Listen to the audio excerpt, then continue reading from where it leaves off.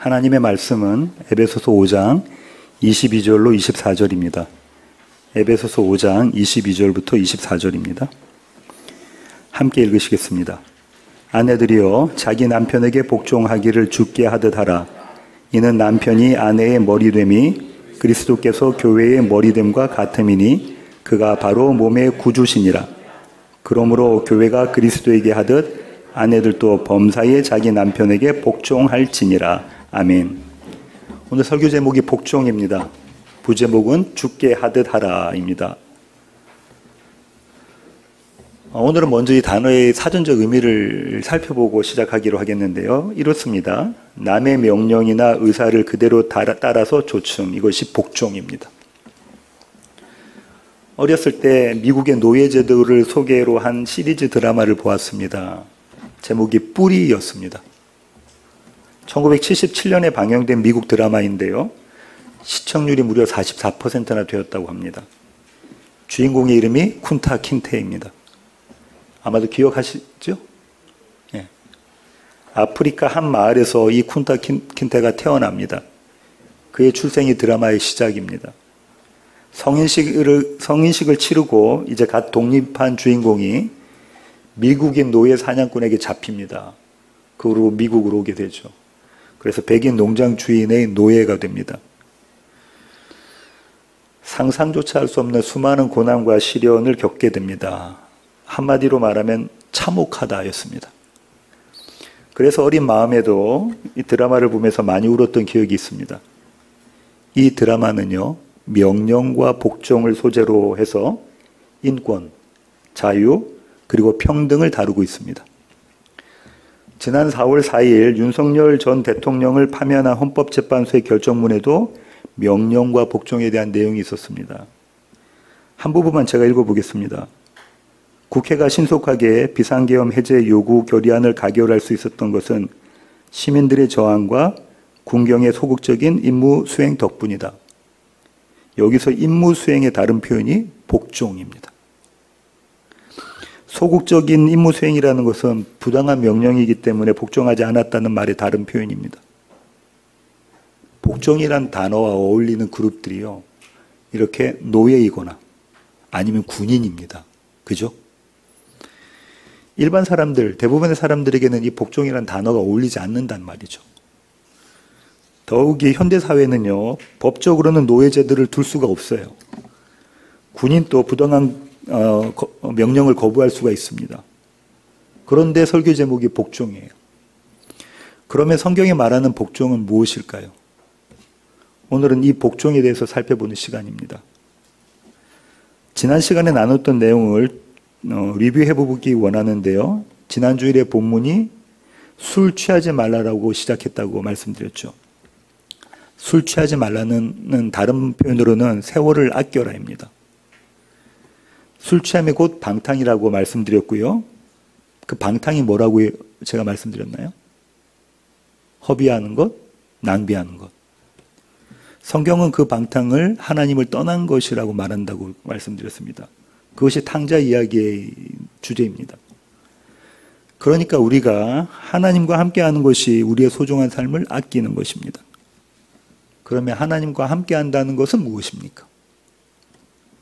저는 딸만 둘 있는 딸바보 아빠입니다. 그래서 종종 아들을 키우시는 분들에게 이런 이야기를 듣곤 합니다. 목사님, 그냥 한 집에 있는 것이지 우리 아들은 완전히 따로 국밥이에요. 이런 얘기를 많이 들어요. 무슨 내용인지 아시겠죠? 함께 한다는 것은요, 뜻이 같고 마음이 같다는 겁니다. 그리고 그 같은 뜻과 마음이 행동으로 옮겨지는 것이 함께 하는 것입니다. 마치 함께 길을 걷거나 함께 차를 마시거나 함께 영화를 보거나 함께 조깅을 하는 것처럼 말입니다. 그러니까 하나님과 함께 한다는 것은요, 하나님의 뜻이 내 뜻이 되어, 다시 말씀드립니다. 하나님의 뜻이 내 뜻이 되어 그분의 생명을 누리는 것, 이것이 하나님과 함께하는 것입니다. 성경은 그 모습을 성령 충만이라고 말하고 있습니다. 따라서 하나님과 함께하는 것은요, 성령 충만의 모습입니다. 신학적으로 표현하자면 하나님의 통치에 순종하는 것이 성령 충만입니다. 하나님은 이 성령 충만을 이미 우리에게 주셨습니다. 그것이 성령으로 충만함을 받으라가 갖고 있는 현재 시제, 수동태, 명령형의 의미라고 말씀드렸습니다. 하나님의 뜻이 내 뜻되어 이미 받은 성령을 충만하게 경험하는 것. 사도는 이것을 이렇게 표현합니다. 데살로니가 전서 5장 16절부터 18절 함께 읽으시겠습니다. 항상 기뻐하라, 쉬지 말고 기도하라, 범사에 감사하라. 이것이 그리스도 예수 안에서 너희를 향하신 하나님의 뜻이니라. 그리스도 예수 안에서. 즉 그분과 하나 되는 것으로, 한 몸 되는 것으로, 다시 말해 그분의 능력으로 우리는 성령 충만을 누린다는 겁니다. 사도는 지난주 본문에서 성령 충만을 5개의 분사로 묘사하고 있었죠. 화답, 노래, 찬송, 감사, 복종. 이것들은 모두 다 성령 충만의 모습입니다. 공동체 안에 이런 모습들이 보인다면 그 공동체는 성령 충만한 교회라는 거예요. 우리 낮은 울타리 교회는 성령 충만이 받았습니까? 성령 충만한 교회인가요? 우리의 모습 속에 그럼 무엇이 보여야 되냐면 화답, 노래, 찬송, 감사, 복종이 보여야 됩니다. 여기까지가 지난 주일의 내용입니다. 이제 사도는 오늘 본문을 심각하게 시작합니다. 아내들이여 남편에게 복종하라. 지금 이 자리에 곁에 만약에 남편이 계시다면 잠깐 남편의 얼굴을 보시기 바랍니다. 여러분은 남편에게 복종하고 계십니까? 그냥 웃으시네요. 이번에는 남편들이 아내를 보시기 바랍니다. 내 아내가 나에게 복종하고 있습니까?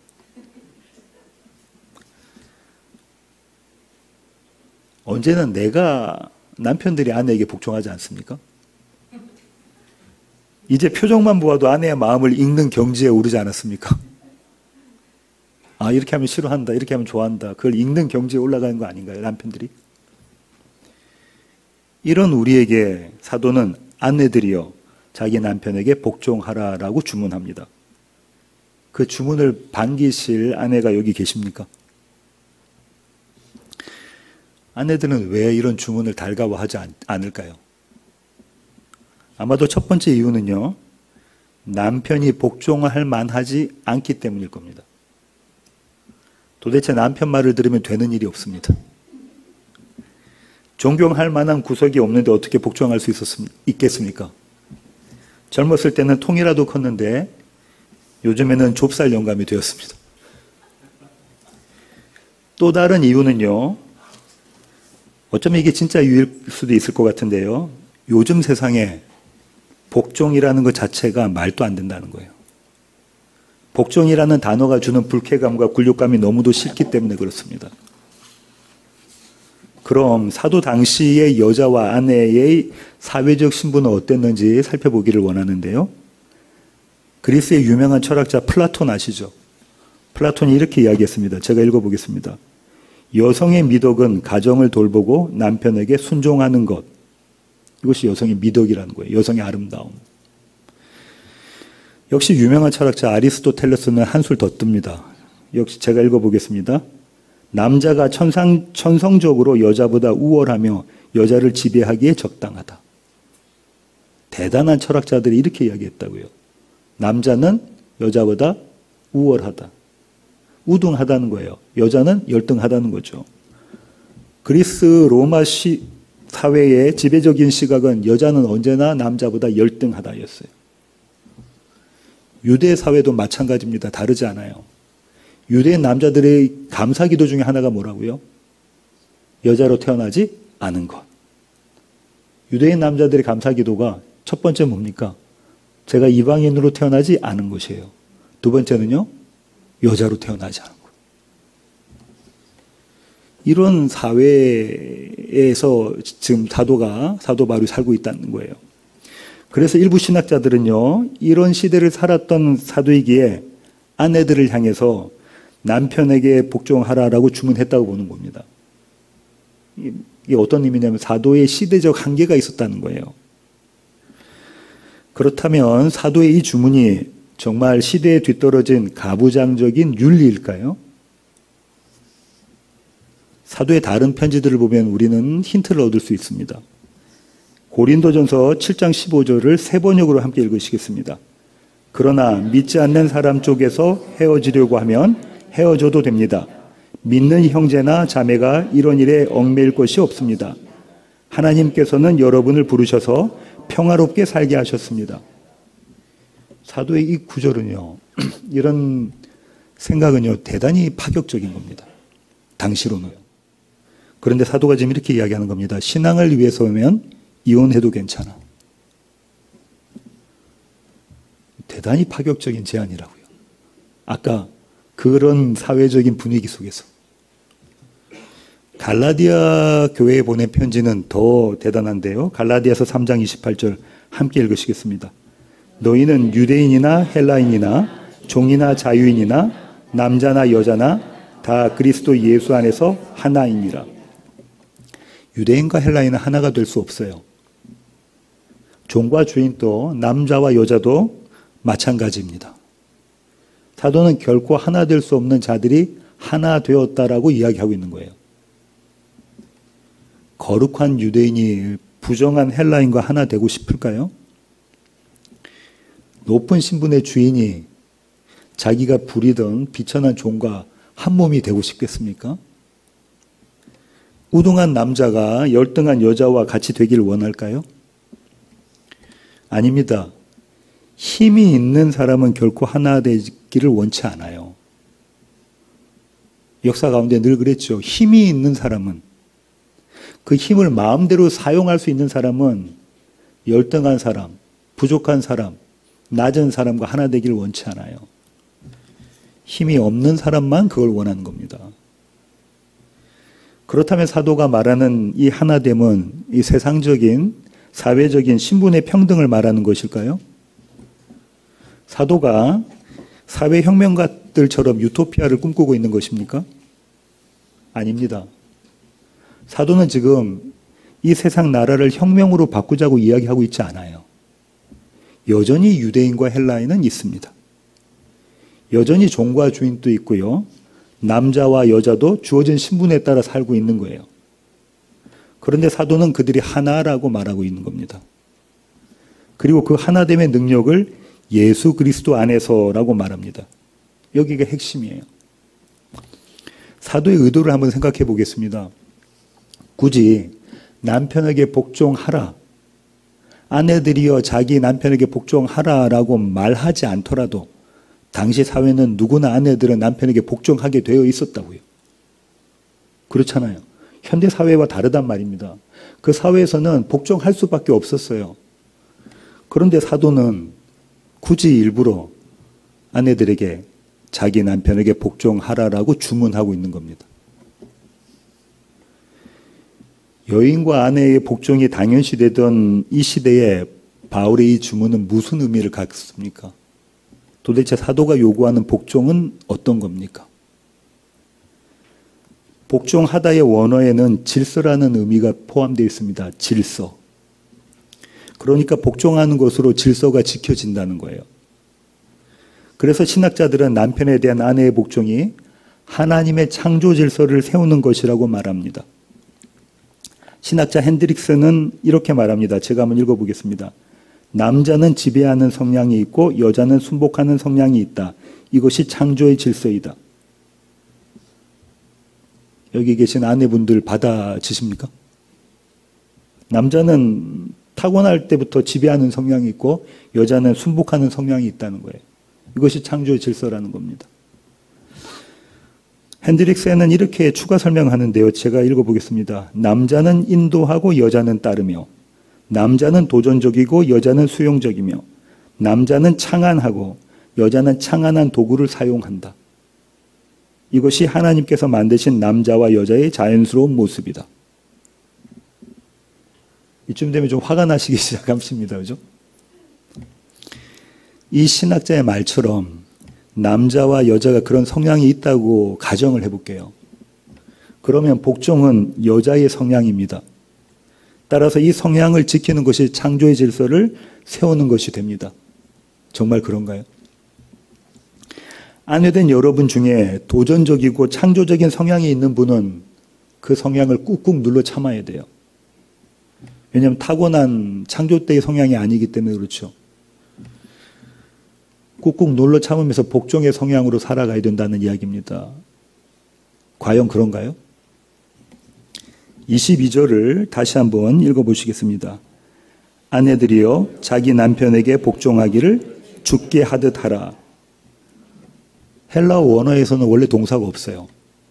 그래서 어떻게 되어 있냐면 아내들이여 자기 남편에게 죽게 하듯 이렇게만 되어 있어요. 순서가 이렇습니다. 동사가 없는 이유는요. 바로 앞 구절 21절에 동사 복종을 차용했기 때문에 그렇습니다. 앞서 말씀드린 대로 복종하라는 성령 충만의 모습을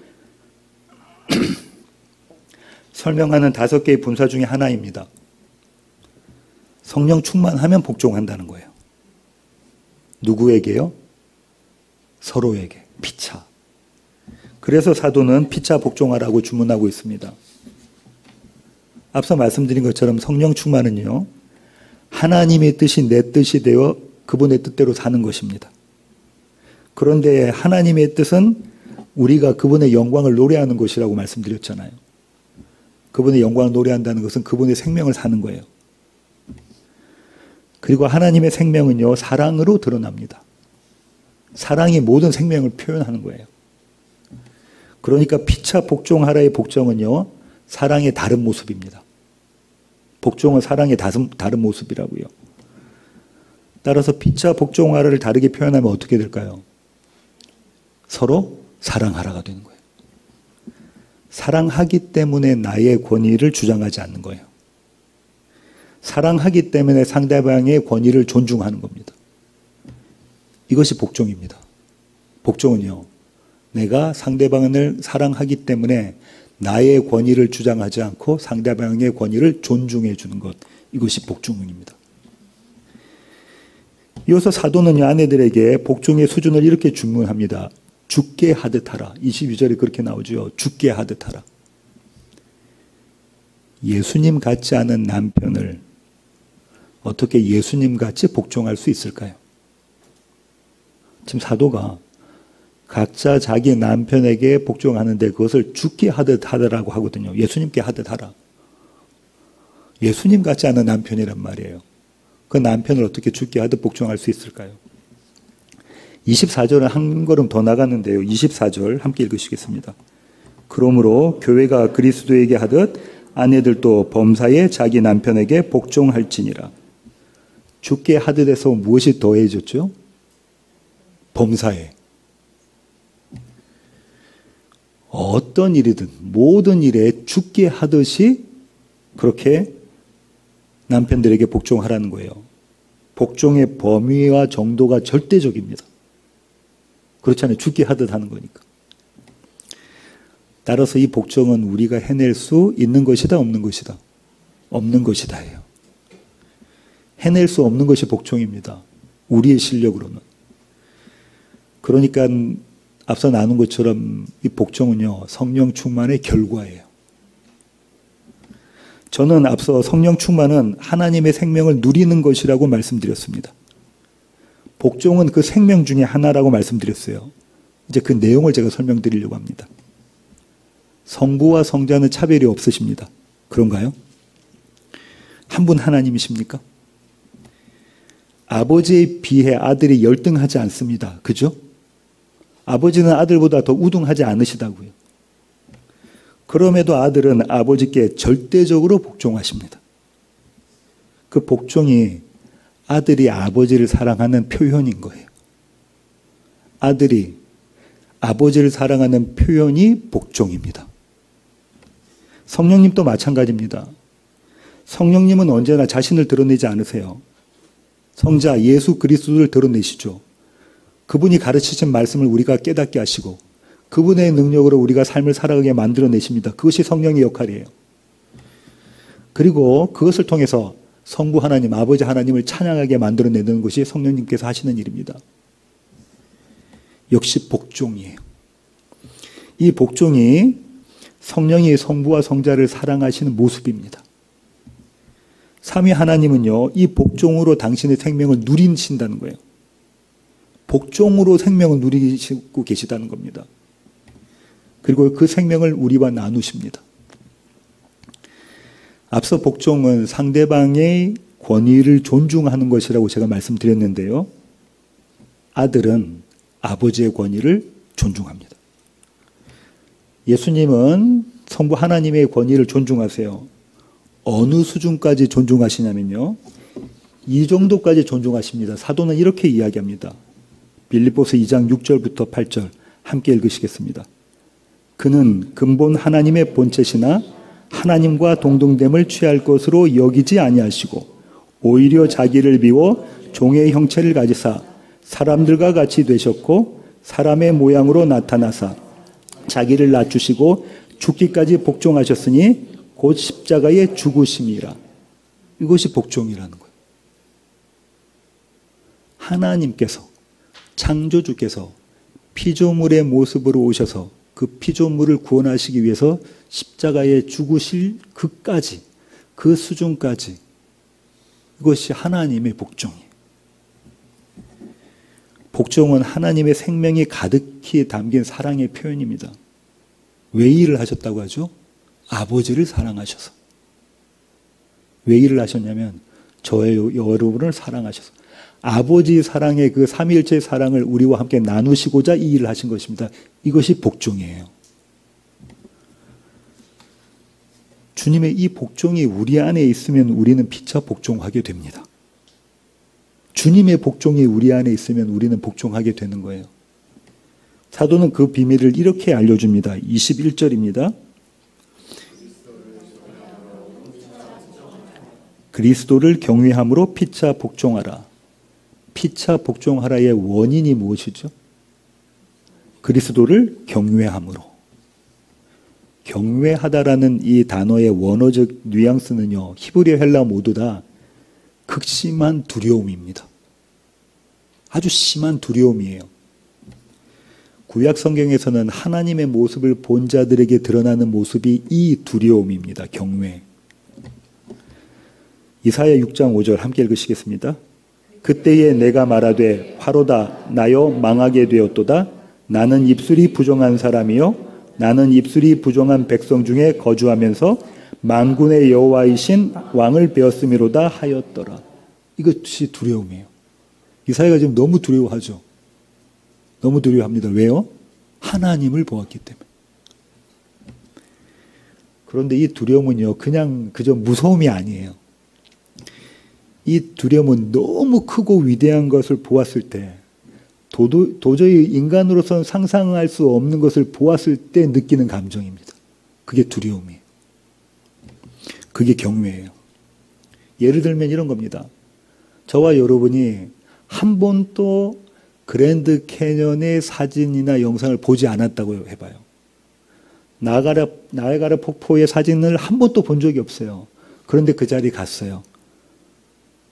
그때는 어떤 마음이 들까요? 놀랍죠? 자연의 놀라움, 무서움, 두려움 같은 거 경험하잖아요. 약간의 힌트가 여기 있는 거예요.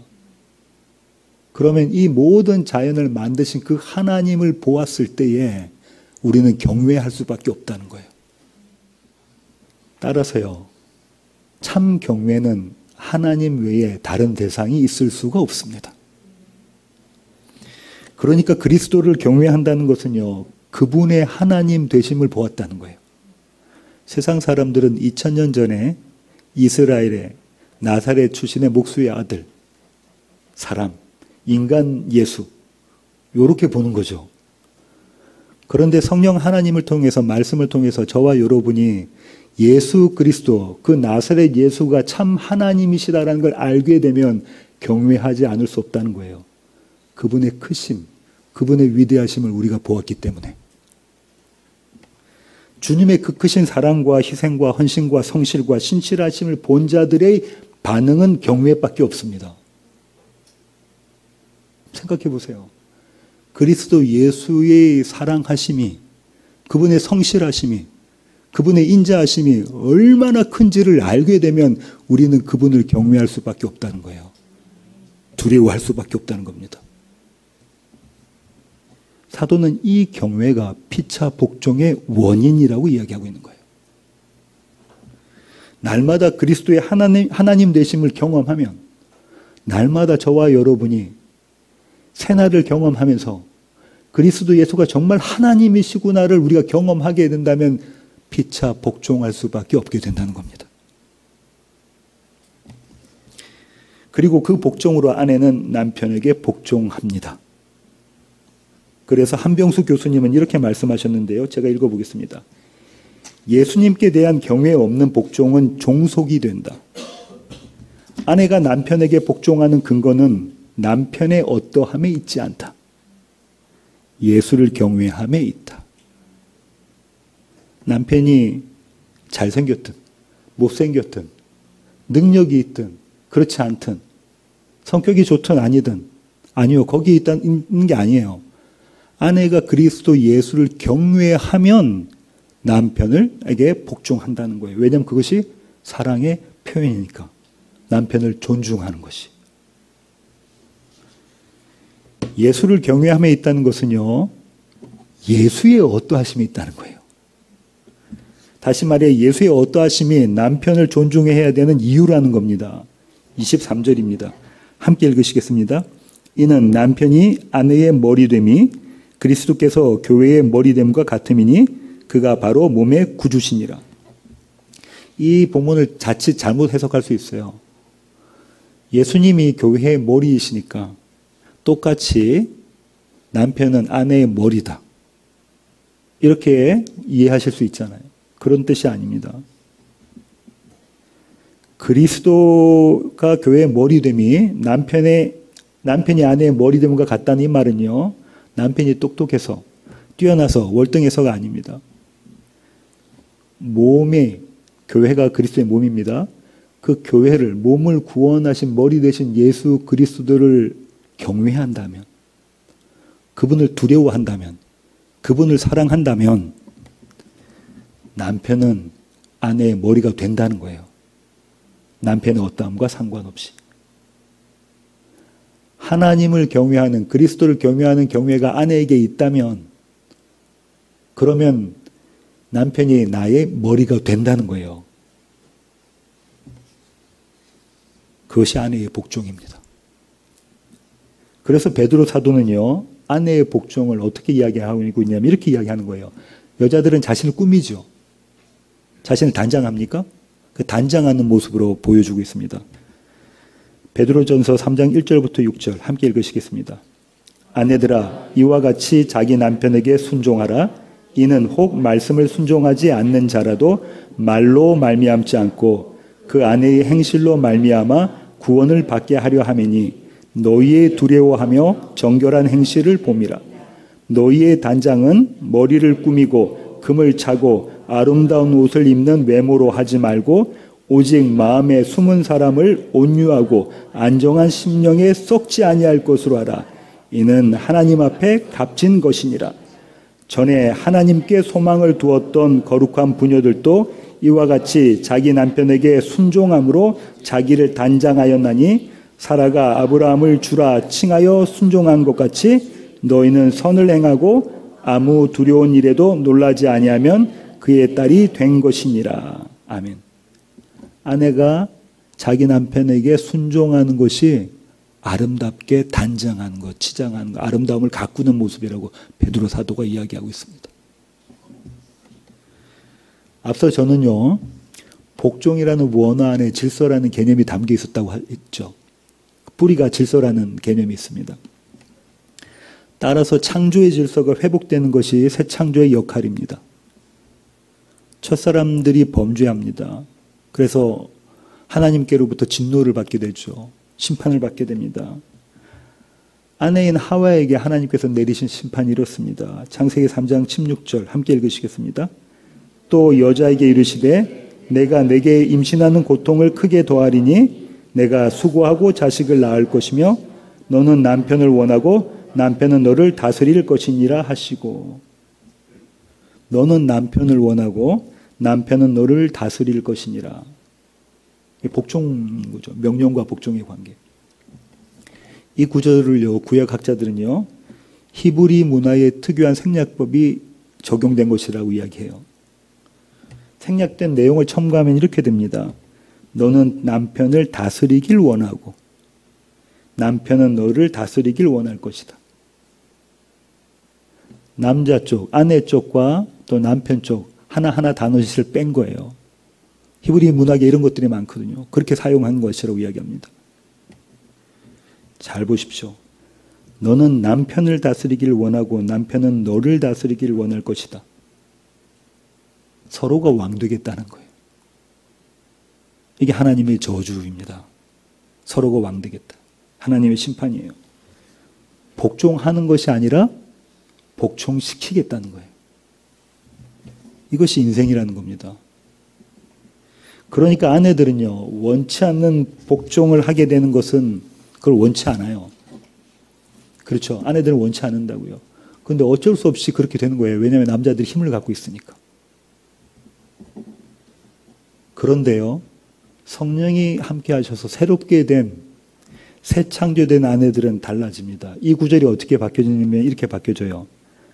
너는 남편이 너를 다스리길 원하고 남편은 너의 원대로 너를 사랑할 것이다. 사랑할 것이다가 다스릴 것이답니다.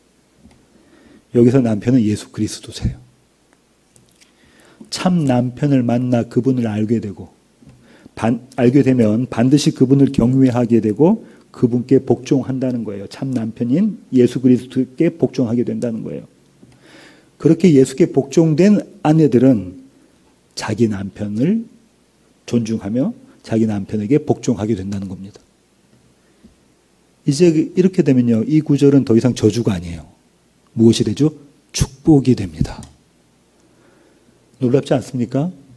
첫사람 하와에게 내린 그 저주가 성령을 통해서 저와 여러분에게는 무엇이 된다고요? 축복이 되는 겁니다. 그게 새 창조예요. 창조의 질서가 회복되는 겁니다. 설교의 결론을 맺겠습니다. 달라스에서 공부할 때 일인데요. 함께 공부하던 당시에는 전도사였습니다. 저도 전도사였고요. 함께 공부하던 전도사님 중에서 CCC 간사 출신이 계셨어요. 사모님도 CCC 간사셨고요. 수업을 같이 듣는 것들이 많았습니다. 그래서 종종 그 수업의 그 과목 중에 한 가지가 삶을 나누는 것이 있거든요. 그래서 그 목사님과 삶을 자주 나눴습니다. 한 번은 당시의 전도사님이 저한테 이렇게 말씀하셨어요. 결혼한 지 얼마 안 됐을 때예요. 두 분 다 CCC 간사니까 사역을 마치고, 왜냐하면 학생들 상대로 하니까 늦게까지 사역을 하고 마치고 이제 밤늦게 돌아왔는데 아직 저녁을 못 먹었어요. 그래서 사모님께서 저녁을 준비하십니다. 근데 이 전도사님은 어떻게 하셨냐면은 누워서 TV를 틀어놓고 좋아하는 야구 중계를 보셨죠. 사모님이 식사를 다 차려놓자 가서 맛있게 드시고 다시 자리에 와서 TV를 보시면서 야구 중계를 보신 거죠. 사모님은 그때 설거지를 하십니다. 전도사님이 이렇게 말씀하십니다. 여보, 과일 없어요? 사모님이 설거지를 하다가 과일을 정성스럽게 깎아서 다시 갖고 오시고 과일 같이 먹고, 다시 사모님 가시고 설거지를 하시고 전도사님은 야구 경기를 누워서 계속 보신 거죠. 설거지를 다 마치신 사모님이 걸레로 이제 훔치죠. 이렇게 바닥을 닦고 있습니다. 그때 누워 계셨던 이 전도사님이 이런 말씀을 하셨다고 해요. 결혼하니 참 좋다. 결혼하니 행복하다. 그 이야기를 들으셨던 사모님이 걸레를 집어던지면서 나는 행복하지 않아. 나는 안 좋아. 하시면서 방으로 들어가셨다는 거예요. 여기까지 이야기를 다 나누신 그 전도사님이 저에게 이렇게 말씀하셨습니다. 전도사님, 그때 저는 하나됨의 기쁨을 몰랐습니다. 저는 하나됨이라는 것이 도대체 무엇인지 몰랐고요. 저는 서로 피차 복종하라는 것의 의미를 몰랐습니다. 이렇게 간증하시는 걸 들었습니다. 서로 복종은요, 서로 사랑하는 겁니다. 우리 낮은 울타리 교회 모든 아내들은 남편을 사랑하시길 원합니다. 죽게 하듯 하십시오. 함께 기도하시겠습니다. 주님, 그렇습니다. 복종은 성령 충만의 열매입니다. 복종은 아들이 아버지를 사랑하셨던 표현입니다. 그 아들 예수 그리스도의 복종이 우리 안에 있으면 우리는 피차 복종하게 됩니다. 나의 노력과 열심으로 보여주기 위한 복종이 아니라 그리스도 예수가 어떠하심을 깨달아 알았기에 그분을 경외함으로 내 앞에 있는 남편을 복종하게 됩니다. 하나님, 우리의 삶 가운데서 날마다 이 복종을 경험하면서 하나님의 생명을 누리게 하여 주시옵소서. 그래서 날마다의 우리의 모습이 행복의 시간, 감사의 시간, 기쁨의 시간이 될 수 있도록 우리 한 사람 한 사람을 붙잡아 주시옵소서. 귀하신 예수님의 이름으로 기도합니다. 아멘.